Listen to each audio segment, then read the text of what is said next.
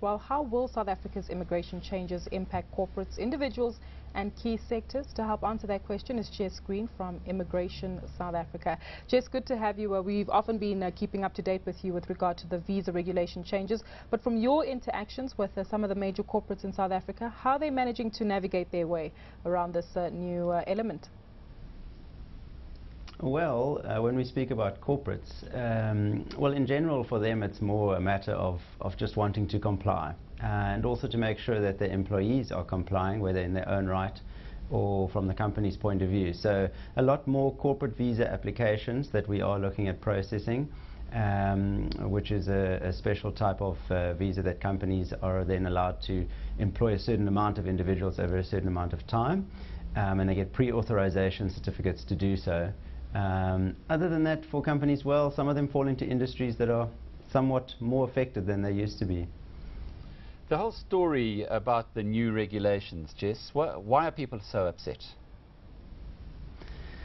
The main reason why they're so upset, I mean, if you actually look at the new regulations, which are actually not necessarily so new, they were published a long time ago, they were only brought into effect now on the 22nd of May, but the main reason why people are upset across the board is that there was very little grace period in which to comply. So some people found themselves from one day to the next illegal in South Africa, or what you say, undesirable, the correct terminology, and through no fault of their own. They had applied on time for a renewal, Home Affairs had taken too long to issue it, and on leaving the country they were banned. Or someone finds themselves suddenly illegally working for a certain firm, or you know, certain things like that.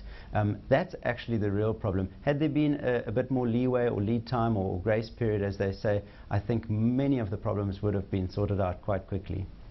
Jess, what do you make of the update that we recently received regarding the Zimbabweans' 3-year extension period?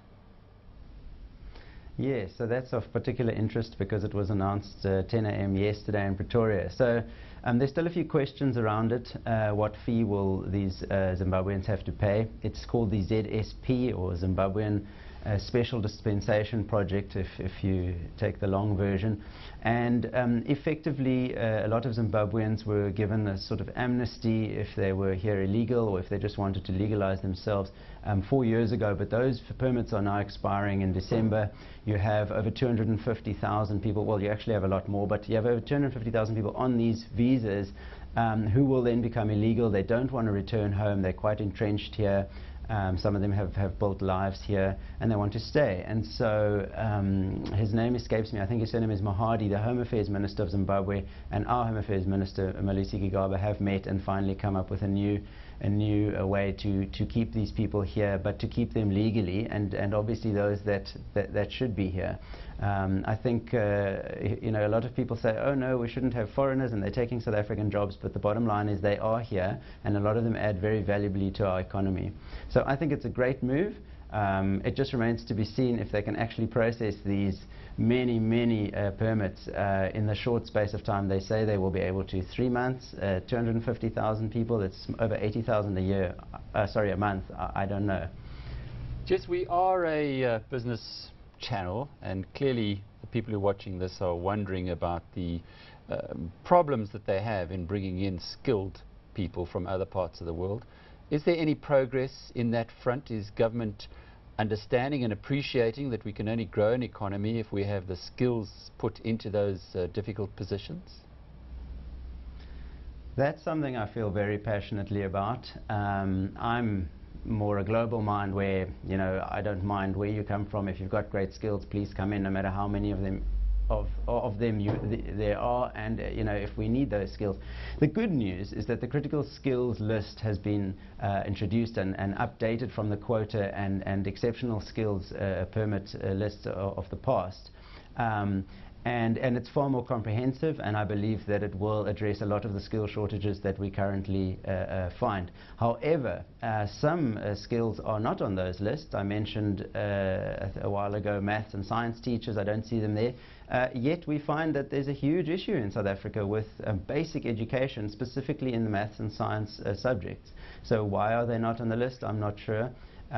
So one or two small things, but in general, it's really great to see that list has been expanded greatly. Well, if the maths and science teachers aren't there, who is responsible for compiling this list of critical skills?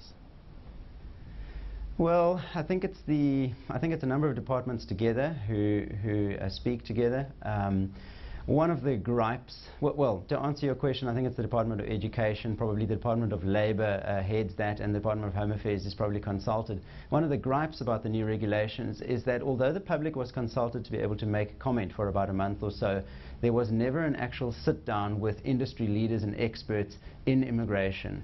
And a lot of these immigration lawyers and other people that know the law were not, they've actually expressed dismay at that, but they've been told numerous times in the media and privately that there's not going to be any change to the law.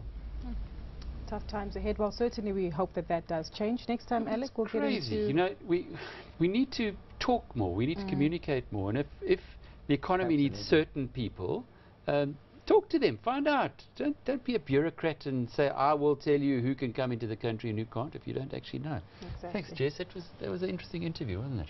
Very interesting. Well, that was Jess Green from Immigration South Africa. They're updating us on the latest with regard to the visa applications here in